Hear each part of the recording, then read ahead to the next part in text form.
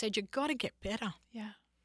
He said, I don't want to do this on my own. You got to get better.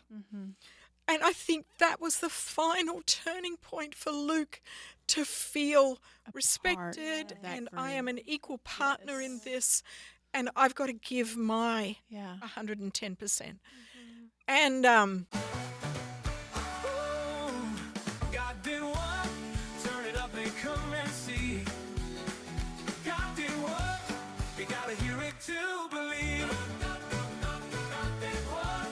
Turn it up and come and see. God did what? You gotta hear it to believe. Yeah, I gotta hear it to believe.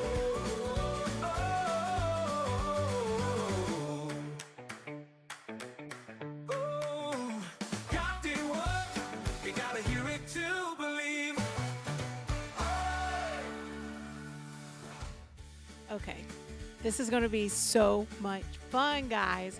If you're listening and not watching, you're going to hear 3 different accents today, so just get ready for that and prepare yourself. You've got your Kentucky girl here, we have the London Queen, and we also have one of our favorite people from Australia. I think we should tell our listeners who we have in the studio with us today. Yes. Born and raised in Australia as the daughter of a Methodist minister, Helen Smallbone's life is a beautiful story of faith, perseverance, and trusting God through every season. Though she grew up in church, her relationship with Jesus became real as a teenager at a Billy Graham Crusade in Sydney, and it changed everything. After marrying her husband David at just 20 years old, Helen devoted herself to raising their 7 children.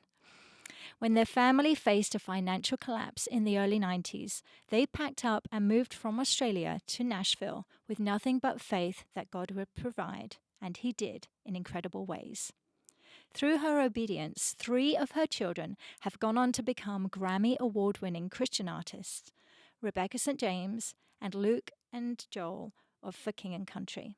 Their family's inspiring story has been portrayed in a movie, Unsung Hero, which brings their journey of faith and perseverance to life. Today, Helen shares that journey in her book, Behind the Lights, and continues to encourage others through Mum Life, a ministry she co-founded to uplift and support mothers. Let's welcome the official unsung hero herself, Helen Smallbone.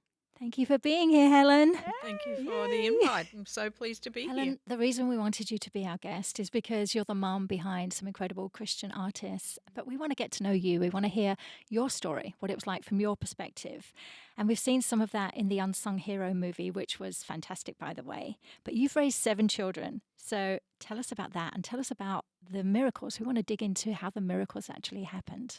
Yeah, like what do you remember as being the very first big aha God miracle? In my own personal life. Yeah. I think I had when I was 16, I had a deepening encounter with the Holy Spirit. And I think my mum had actually had a back injury. And we were, as a family, we were running down a hill at a beach in Sydney. And apparently running down a hill, particularly if you're older, is not very smart. And she ended up putting her back out, and she was on her bed for 3 months. She had, a disc compromised. And her doctor, who was a believer, said, there's a faith healer in town from America. Are you interested in going? And she was like, well, anything's better than this, So yes, please, let's go. And that night she went forward for prayer. She felt a warmth in the area where she'd had pain. And for the first time in those 3 months, she actually went and sat in church, attended church After the 3 next day and sat. Was it total healing? No. But it started the healing process. She never did need surgery. I think then she sort of did some chiropractic, but it was the change. And that sort of introduced us more to the charismatic movement back in Australia. So how old were you back then? I was about 14, 15. And that we'd been Methodist. My dad had actually gotten a little disillusioned with the church in a way, because he found that I think he had expectations of seeing God working through him in his church, and he just felt dry. Mm-hmm. He just felt dry. So this brought new life to my mum and dad, and to a number of the kids as well, including myself, as we sort of saw a different side of who God is. And it where we moved then, so that was probably the first time.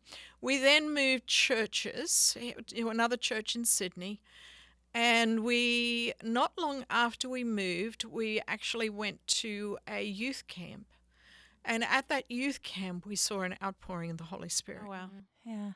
convicting kids of, were in chapel, and had just finished the service, and we're sitting there, and nobody wanted to leave. And then kids started just crying, and then we were praying for kids, and you could just see that God was moving. You could feel his presence in that room. And once you feel that, you don't want any of the other stuff. No, 'cause no. it's not It's real. life-changing. It's life changing. Yeah. And so after that, it actually impacted then his church, because those kids were on fire. And we went back, and we were doing we'd go into downtown Sydney, to Hyde Park in downtown Sydney, and we would minister on a Sunday afternoon. Then we sort of rented a little church, or we would go back to a church in downtown Sydney at night and invite people to come back, and we would lead the service. It was just the first time I had experienced such life and such newness and such energy, and it just all came from the Holy Spirit. Absolutely. Now, the crazy thing is that church was the wealthy sort of nominal sort of maybe church, but they were all heads of corporations and whatever, businessmen.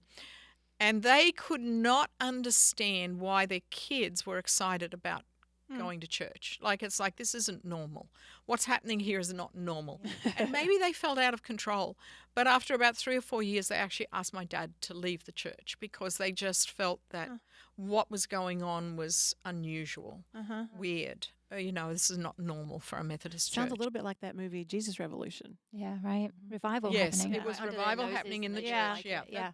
Very, and ready actually, it for was it. the same time zone Oh. as what was happening over there. So Australia did get a little bit of a follow-on, I suppose, of an outpouring of the Holy Spirit, a revival in mainstream churches, and it was more with the youth.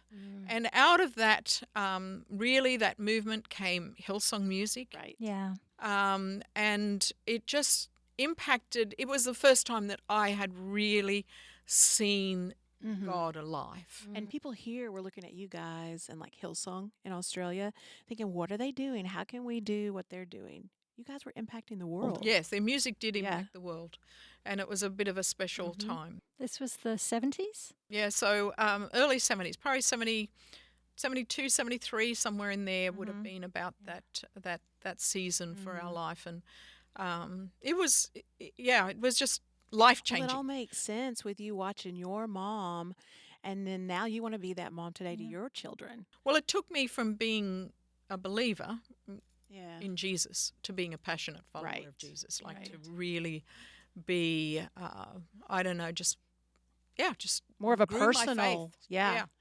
And I don't think I've ever been the same again. So yes, that's definitely the first miracle, or few miracles, I suppose, that I've ever experienced in my life.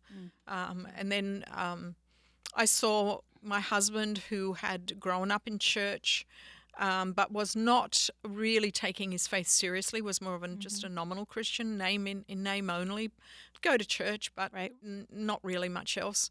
And then he saw all this, and then he became alive as well, and then we started dating, and so forth. Really, that's the beginnings of just the revival that took place in our hearts, that God set the stage for what was to come. Ah, that's so cool. And he's been a part of your story from the very beginning and set that fire in you all. And look what's come of it. It's amazing. So David has always worked in Christian music. Yeah. Oh, sorry, in music. Okay. He was working in secular music when I met him, and when we married, he was still working in secular music. And then he worked for a record company, a music magazine, a radio station. He's a natural marketer and promoter. And then he came to me after we'd been married for a little bit and said, I can't keep working promoting artists that have nothing to give, like promoting music that isn't impacting people's lives. Right. I need to be using what God's given me to make a difference. Yeah. And so he set up in 1977 a Christian sort of record company music promotions company, and started bringing down all the international artists, or American artists really, Christian artists, down to Australia, and he would do national tours. And so the first concert, one of the first concerts that he brought down was Larry Norman. And it's interesting seeing Jesus Revolution and stuff and Jesus music, if Right. you've seen that, because it actually goes back to the beginnings of the genre of Christian music. Right. Yeah. And we weren't far behind down in Australia. And so Larry Norman came down in 1977, and it was actually the first Christian concert that Rebecca ever attended. It was in the Sydney Opera House, and she was 6 weeks old. Oh my gosh. Oh, wow. So That's that was our amazing. beginnings. Wow. And so he brought down over the next probably 12 years or so, he brought down every Christian artist you could think of. I mean, Petra, Phil Keaggy, Keith Green, Stryper, Larry Norman, Randy Stonehill, Brian Duncan, just you name it, he was bringing them down Whiteheart to Australia. And the interesting thing was, he wasn't just the concert promoter for Sydney, even though that's where we lived. He actually did the Australia-wide concerts, or the tour. So he had local promoters in each state, and then he would travel to all those states. So he actually got to know artists pretty well because they were down for a couple of weeks, and he would get to know them reasonably well over that time. Would you be traveling with him, with the kids? Or? We traveled to the ones that we could drive to. So that was Newcastle and Wollongong, which Wollongong's about an hour south of Sydney, and Newcastle's about 2 hours north. And so we would go to those three concerts, and we'd all load up in the same vehicle or whatever. When did the kids come into the picture? In terms of, When y'all were traveling and bringing the bands in? well, we would go to the concerts as a family. As a family. And I remember one of our friends who actually made a speech at our wedding when I'd rocked up with number 6. He's like, I have watched you, like, bring right from the beginning, when you were married. But as each child comes, I'm like, yeah, first child, fair enough. Second child, well, And he said, number 6, going to these concerts, he was just blown away.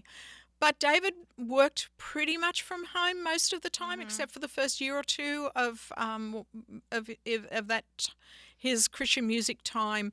He would work from home, and that really suited me because my dad used to work from home. Like, his office was in the house, and the family was very involved in church life. Because they're small churches. Australia's post-Christian, and I suppose we would do everything. We would put the name tags on envelopes and send out do mail outs. We would, if there was any event in the church in Australia, All the Smallbones. Yeah, well, and we would put flyers on the cars, and so we were doing it all together. That's what we did. I bet they loved having y'all. Yeah. Well, There's an easy 9 people there. Right. Wow. so It sounds like you were really the glue that held everything together. I've actually listened to some other podcasts that you were on, and you talked about how you did everything together as a family, and you even homeschooled them. well, we homeschooled once we came to America. Oh, okay. So we had them in Christian schools in Australia. And then when David had a major life change because we lost $250,000 on a major tour down there. Wow. We knew he was trying to trade out, but he basically knew that Mm-hmm. he wasn't going to. He had two other areas that he was thinking of. Maybe God's leading me in this direction. So we sold up everything that we had to help pay off debt. And then we moved to a cheaper town, which is Brisbane, because most of our family had moved in. Well, David came from Brisbane originally down to Sydney, and then we went back up there. Most of our family had moved up there now because Sydney had started to become that mega city that was very Yeah. expensive. And then we took our kids at the beginning of 91. Our kids had been in school for a year or so after we moved. But he had two other major doors closed.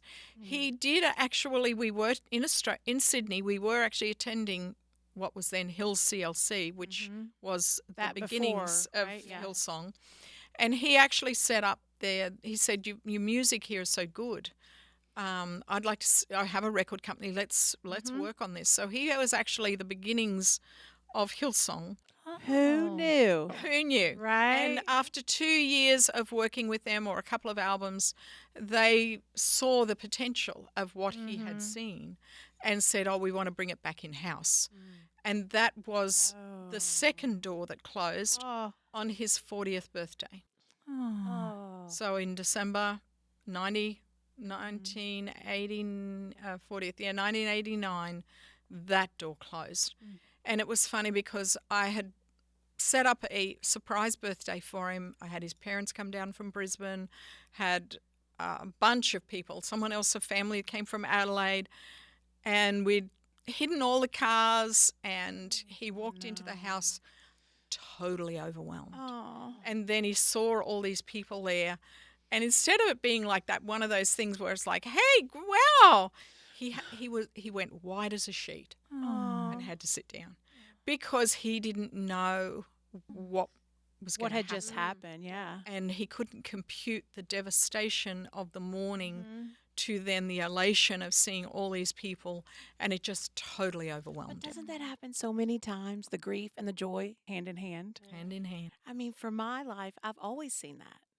So that was the second door that closed, and he was hoping that that was how we would continue to survive. And the third door closed in the beginning of, I suppose I'm trying to think now, I think 91, I think, we did a Carmen tour down in Australia, and we had promoted Carmen very successfully down there. And David had gone to him the previous year, so 89, 90, he'd gone to him and said, what about I go to America and I work for you, and I set up a record company, and I will help market all your concerts, and we will find more music like Hillsong, and we will record music. Yeah. And Carmen quite liked the idea and flew us to Tulsa, which was where he was from, in 1990. And it was overwhelming to this little Australian girl, like that, I'm the sure. religiosity of Tulsa. Oh. Just after, I mean, Australia isn't a religious country. and Right. it was just totally overwhelming. I mean, totally overwhelming. I think David came home from work, sort of being with Carmen through the day, to find me just about in tears most days, because I'm just like, it's just such culture shock. I just was really struggling to compute. So we had that plan. He bought us our tickets to come to America. He came and toured in March 91. And while he was on tour, our daughter, actually Rebecca, had recorded a praise and worship album, a lot of Hillsong songs, and she got on very well with Carmen. And so in Australia, you have to have a Australian artist supporting any international artist. So it's to help our own music industry. Yes. And so Carmen never has a support act. So he was like, well, I suppose if I've got to, I suppose it'd be fun to having Rebecca. So she prepped and did 3 songs, Yeah.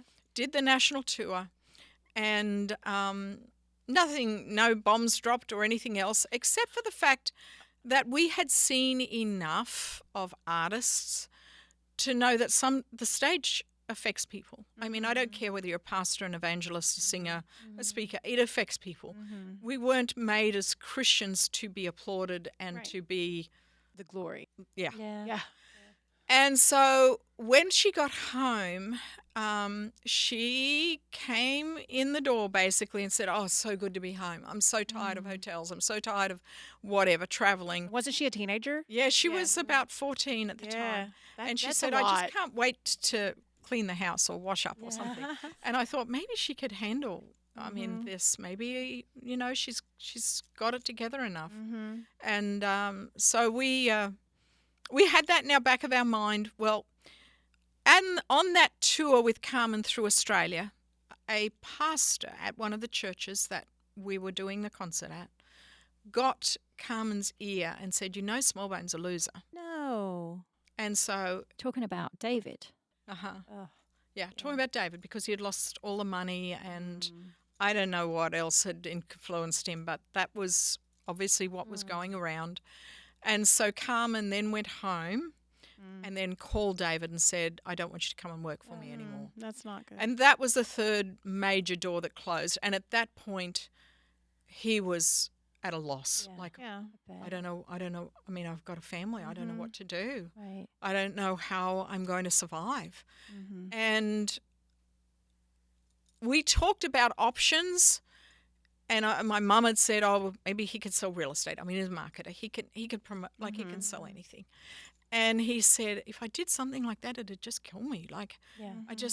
it's just too hard. Like, music is my passion, Yeah. and Christian music, We do know Yeah. what that feels like. especially, is my Yeah. passion." Yeah. Yeah. And so he said maybe we could go to America, but what? I mean, I was pregnant with our number 7 child.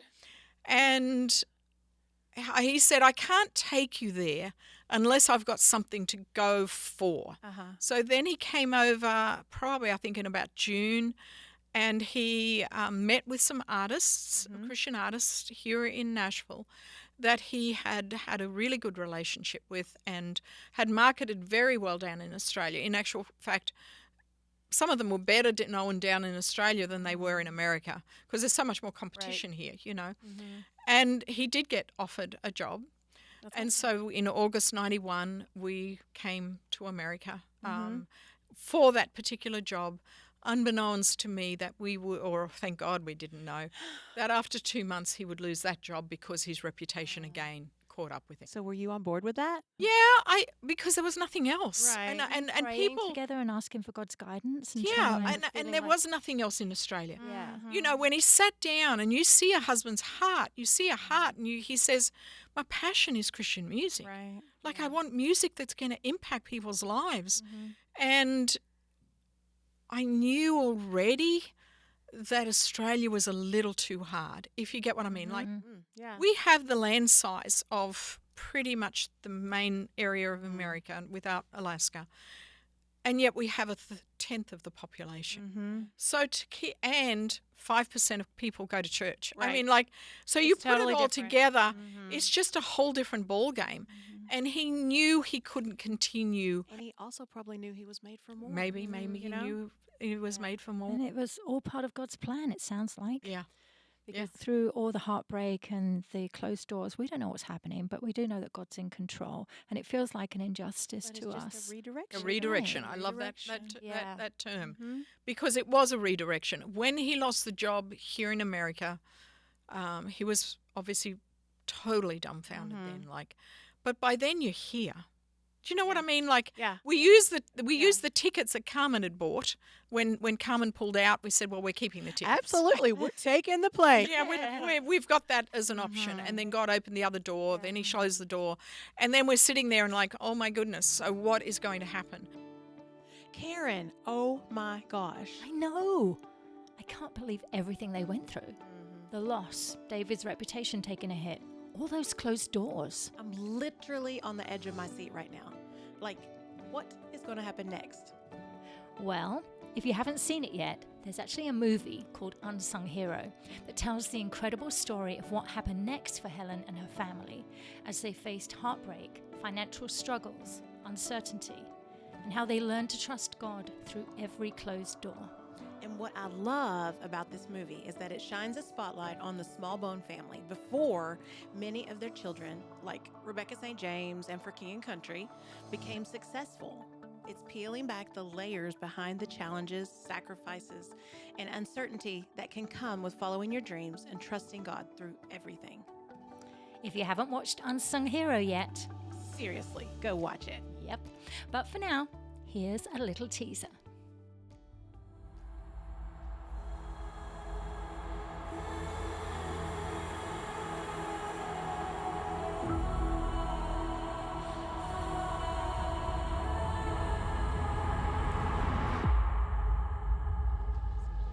Okay, stay close. Let's go.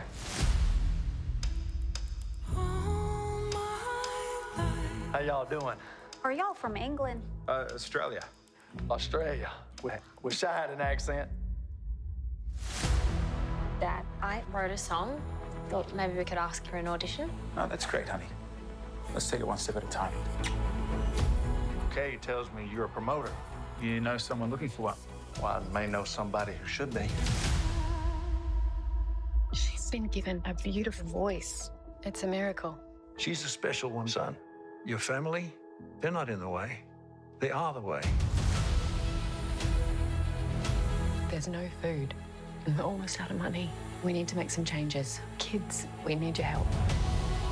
This is everything we have, and sometimes it's going to grow, and sometimes it will shrink, but it cannot be allowed to disappear.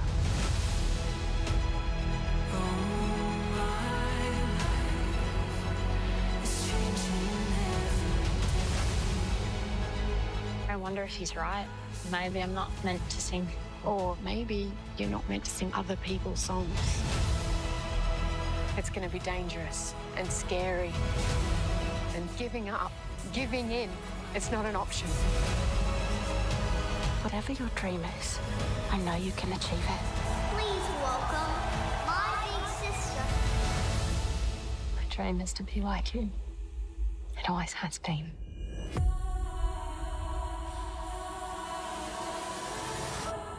I want a record deal. So do I. Yeah, well, boys, get in line.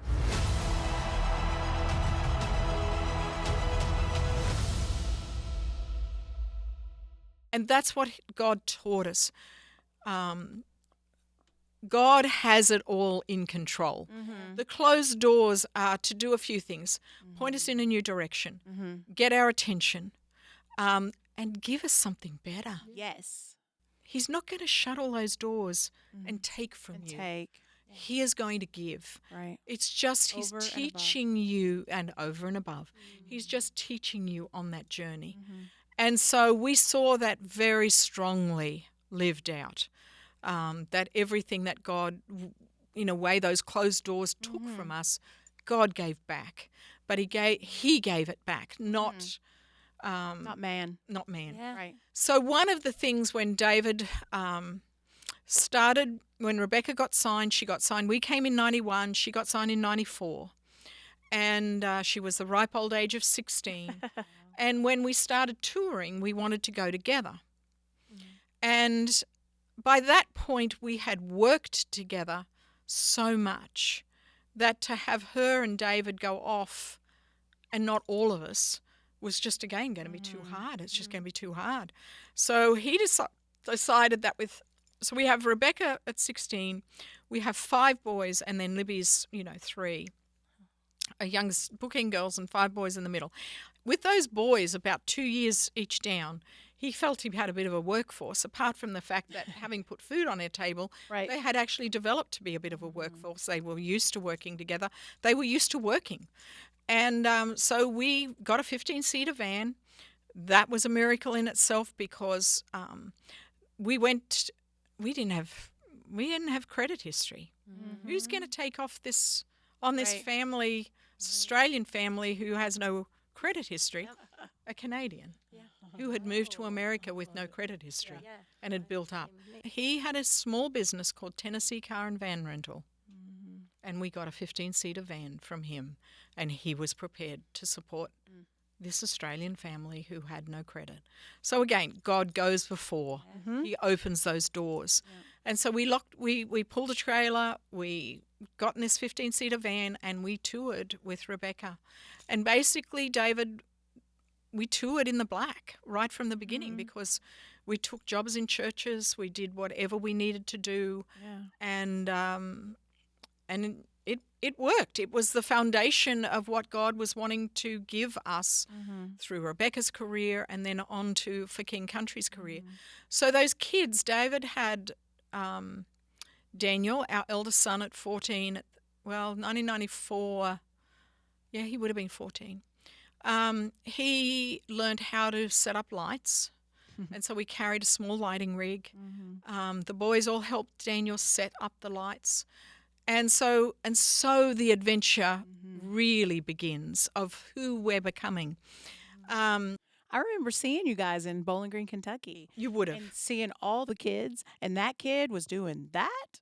Yeah. This is amazing. There was a bunch of them running around. There was a bunch of them running around. That's what most churches that had us would remember. Yes. And David had learnt that he wanted to do his business of concert promotion.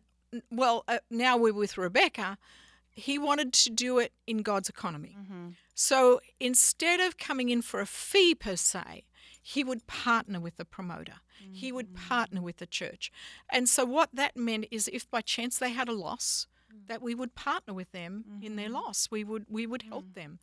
And so, I mean, everybody loved that idea, like because he had lost so much in Australia. It's a sacrifice for you guys. Yeah, but because he had lost so much in Australia, he had learnt by this point that God was going to look after us. If you live in God's economy, if you put him first, then he will work it out. And so and he was tested. He was tested. There was one time we didn't have a lot of money, and we were actually going up to Canada, and it was a Youth for Christ event, and they lost some money, and he came to me and said, this one's going to be hard. Yeah. This one's going to be hard. What do we do? And I said, if God's put it on your heart, you just got to be obedient. Sure enough, he gave him back some money, and God, we get a check or whatever. Yes. Paid you back in he full. paid me back. Yeah. So, it was a huge step on his part. And over the time and over the tours, Rebecca actually was touring for about 20 years. Most of us went for a long time. We upgraded from a 15-seater van to a RV. Then we had an RV. Then when she had a band, we had a band for the RV and an RV for the family, and we toured like that for a long time. The band was very long-suffering because the kids, our lives were very intertwined. Lots of babysitters, though. Yeah, it was. They. That was a ride. That was a ride for them, as well as sometimes for us. But it worked. The model worked. And as Rebecca's concert sizes grew, so did the kids' skills. So Daniel then, a year or so later, he went and learned how to program moving lights because that's a whole nother level of lighting. And then he became the designer of Rebecca's shows. Then Joel, at his number 3 son, number 2 son, Ben, we gave a movie camera at 16 or video camera to film behind the scenes stuff for Rebecca. He fell in love with video and is now a director of films. Next son down, Joel, was 12 and he was made he was stage manager. I can see that about him. And in churches, he had to build out choir platforms. I mean, he had to transform a stage to take a rock and roll show. And it was not necessarily easy, but he's very visual, and he could command men to being like, well, you got to go buy this, that, and the other, and they would build the stage out, and he would see it. He, about 12, 13, David decided it was time for him to become a background singer for Rebecca. David? Yeah. Well, no, Joel. wait, Joel. Yeah. About 13. He was so upset about that. Like, He didn't want He to didn't do it. want to oh be the no! backup singer? I mean, David had him practicing in the afternoons. I don't think he'd ever twigged. Well, why is Dad getting me to do this? Like, but he was. He only knew. If he only knew. That's correct. So he was quite happy to practice in the afternoon until the one night that David said, "I want you to sing that song tonight." No, I'm not doing it. Yes, you are. Famous last words. Yeah. And so he came to me hoping that I would rescue him, and I said, "Darling, your father is not going to ask you to do it if he doesn't know you're ready. You're ready. You can do this. He's prepped you. You can do it." And he's like, "But I don't want to do it." So he went out to the RV. We had a dog out in the RV, and he cried into Kimber's, shoulder. Then came back in, and of course, he went on. We haven't been able to get him off the stage since. He fell in love. So yes, he was Rebecca's background singer from then on, and I didn't know that. continued to do that. Then our oldest son would leave the lights. Daniel would leave the lights and join Joel on stage for a couple of the more rock and roll numbers, and they became the background dancers. Are they all naturally musical, or did you give them music lessons? No, they're pretty natural. They've grown up with music. Right. I mean, since they were born. I remember Joel back in Australia. He would have been 2 or 3 when we brought Striper down. He was they had very visual covers, LP covers, and he was sitting there on the floor just studying that cover, listening to their music. He's probably one of those kids that reads all the liner notes too. Well, it was more, I think, the artistic visual of what they were doing, and then seeing the concert. It was just so they've got this input all the time from when they're toddlers. So by the time they're 13, 14, I mean they know nothing else. We'd been to concerts in Australia when they were little. We come here, they're in concerts with their sister. They knew nothing else.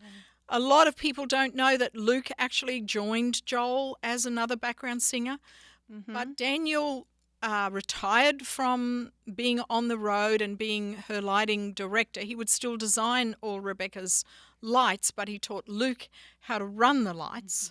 And so Luke then came up and started doing that. And he, on a few songs, David felt that the vocals needed to be fattened out more. So Luke would sing from the lighting booth down the back. And that's how he started. Yeah. And so then they started, then once, Rebecca had her peak and was sort of still doing some concerts, but they weren't quite as big. Then Joel and Luke and Joel came to David at age 16 and said, "I feel like God's calling me into music, but I don't want to do Christian music because I think the whole thing of being compared to his sister was just like, I want my own." He didn't want to be in her shadow. And so David said, "Okay, we'll go away and write some music, and we'll put you in a studio, and you can record some stuff, and we'll see what happens." Well, nothing happened, really. At the end of the day, it wasn't that good. Wasn't the Lord? Wasn't that good. And so he tried for a bit, and it wasn't that good. He was still singing with Rebecca, doing a grand job there. And then Luke, go a couple more years, up probably to, Joel would have been about 20. Luke was just coming up to leaving school, and David said, "I reckon if you partner with your brother."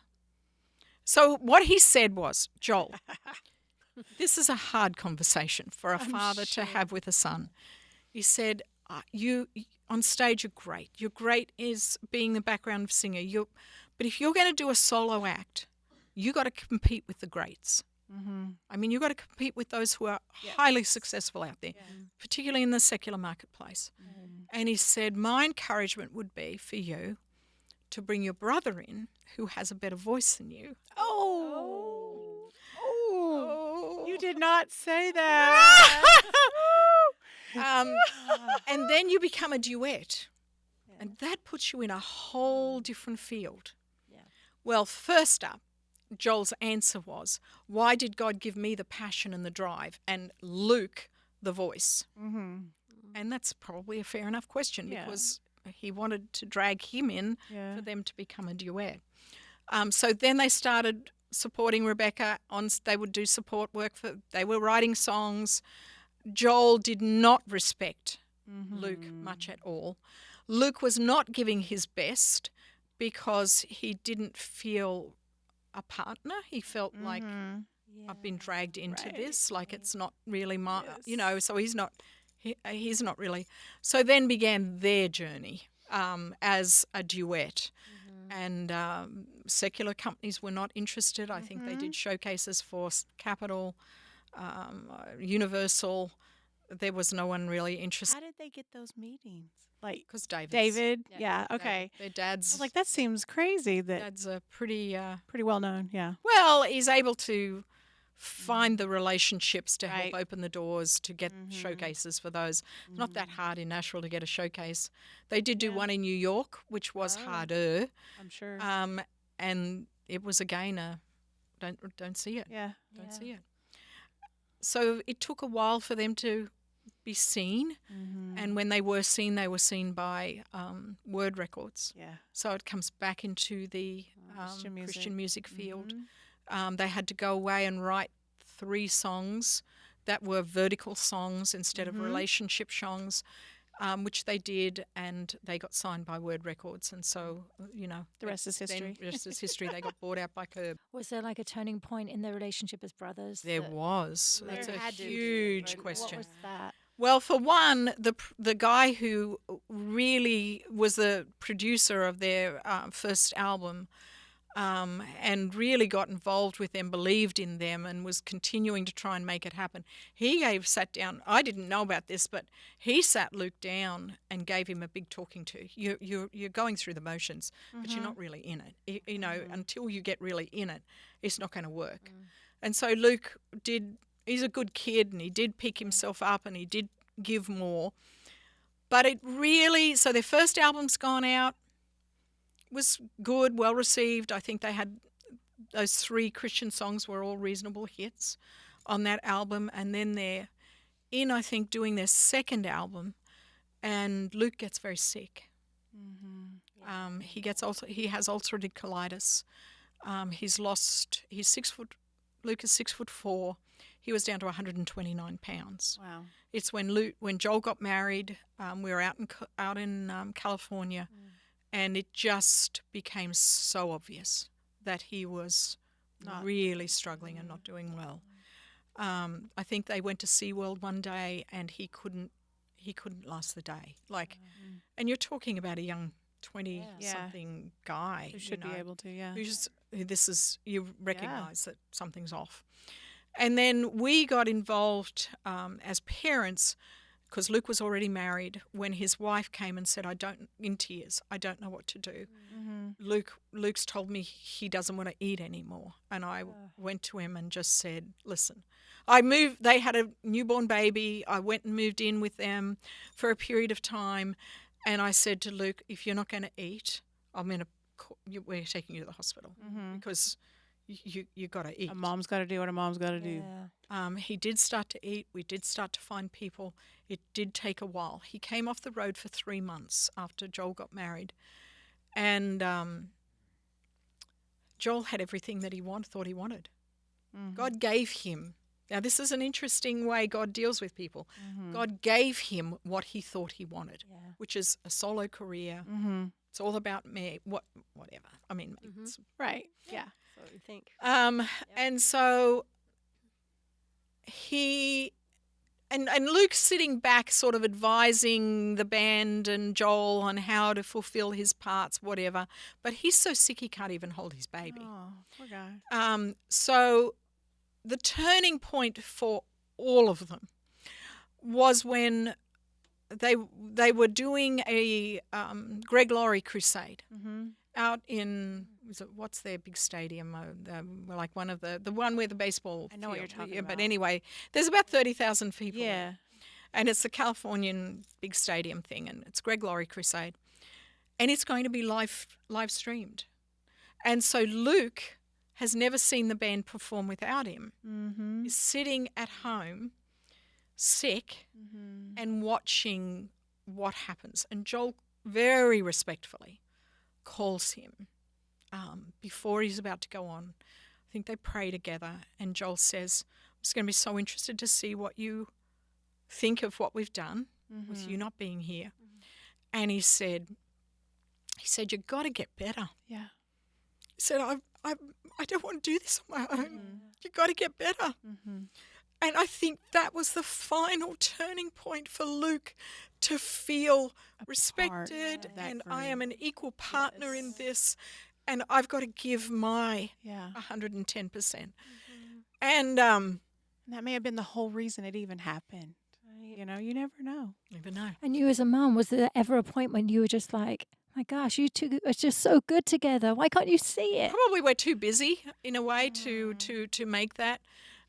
But yeah. She was just on her knees. Yeah, I mean, God ended up just doing it organically, if you get what I mean. Like, he ended up giving Joel what he thought he wanted. And then he realized, I don't really want this. He had had a taste of something else that had been sort of at that time taken away. And he's like, no, that's what I want. I don't want this. And so it was a total turnaround for Luke, for Joel, from going from what he thought he wanted to recognizing now what he had. And for Rebecca, she's like, Joel, you need to appreciate this. I did it on my own. It's lonely. You need Luke, for you. And she was a little envious that Luke and Joel had each other when she had done it all on her own. Anyway, after that event, I think they were just guests on this Greg Laurie crusade. Joel immediately got off the stage and called Luke. And was just like, what did you think? What could we have done better? Whatever. And you've got to get better. And that mutual respect and partnership was formed that day. That's amazing. And it has been really an equal partnership since. It has really been. This pre-Burn the Ships? Yes. Burn the Ships is woo. Yeah. It's Run Wild album, I think, where this all happened. I remember seeing Joel on an award show, and Luke wasn't there with him, and he actually said, my brother can't be here because he's really sick, and it made me tear up. And it was just really sad. I guess that must have been around the same time. Yeah. And so eventually Luke did get some drugs that helped settle his... he's got his own miracle story. He's got his own miracle story. And so he's not in remission, so to speak. He did go off the infusions for, I think, about 4 or 5 months. It did start to come back. So it's not sort of a total healed scenario yet, but I have no doubt that God will bring that in his time. And you never know what God's trying to really teach you through some of the hard seasons. Right. Sheesh. Karen. Right? Hearing Helen talk about everything that Joel and Luke went through to become who they are today, honestly, it gives me a whole new perspective of their journey. Seriously. The struggles, the pressure, Luke's health crisis, and just watching how all of it ultimately strengthened their bond as brothers is crazy. Yeah.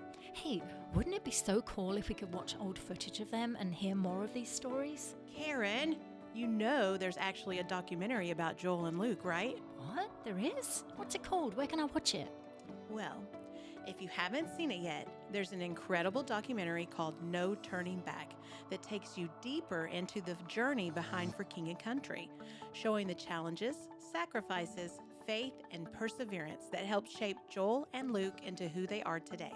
So, if you haven't watched No Turning Back yet, definitely go check it out. But for now, here's a little teaser.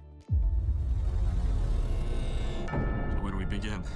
This is Dad, our mum, my older sister, Rebecca, me, Joel, and here's Luke. We are basically the Australian version of the Von Trapp family. Before For King Country, I created my own little EP called Joel. I just thought, well, that's that. Here comes superstardom. I didn't like any of it. I said, I don't think this solo thing's gonna work. What about experimenting with your brother? There was every chance that Joel and Luke were investing in the pipe dream. It did feel like we're failing. There is a certain drive you have to have or you're never gonna make it. For 5 years, Luke and I wrote awful music. It was such a vulnerable time because everything was hanging in the balance, and then Luke started losing weight.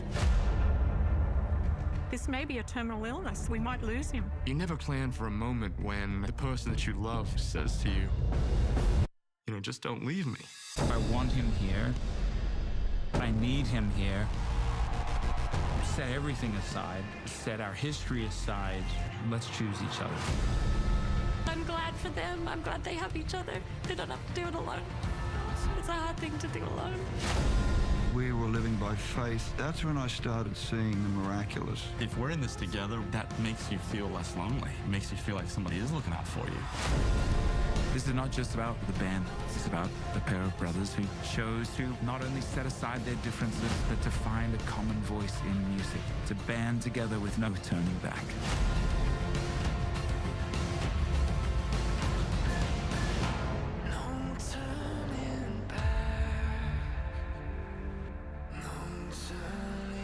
We'll start with the easy stuff. I can't wait for the hard stuff. Wow, Helen, thank you so much for sharing all of that. I loved hearing about your story, your family, all the amazing things that God's done in your life. It's just been so wonderful having you. Thank you for being here. What an incredible journey. And your children are so blessed to have you as their mother. Yeah. Thanks for having me. Thank you. It's blessing box time. I love her so much. She's so sweet and so humble. You would never know what she's come from, and what. And that she's family that birthed she has. 7 children. 7 kids. All the miracles that she's seen. Their story alone is a miracle of how they even got to America. Right. But how God provided. Yes, provided in every way. Every single way. How many children? 7. 7 children. Oh my gosh. I mean, I want her to adopt me. Yeah. With the lawnmower, the car, the money to help with Rebecca, And all of her those children. things. How successful her children are and their work ethic that they put in. They all do it together. Yes, fantastic. I'm amazed. Yes. So many things to write down. And Luke, the car, the lawnmower, Rebecca. Just provisions in general. I mean, everything they needed, God provided for them along the way. Over and over and over. Yeah. I love it. I love it too. And he hasn't finished. They're still out there They're doing still going. amazing things. And they're still going to do amazing things, So good. Mm-hmm. Love it. Okay. Yes. You're closer to the box. You can put this one in. There we go. Thank you, Lord, for Helen's story. Thank you for the Smallbone family. In Jesus' name, amen. Yes.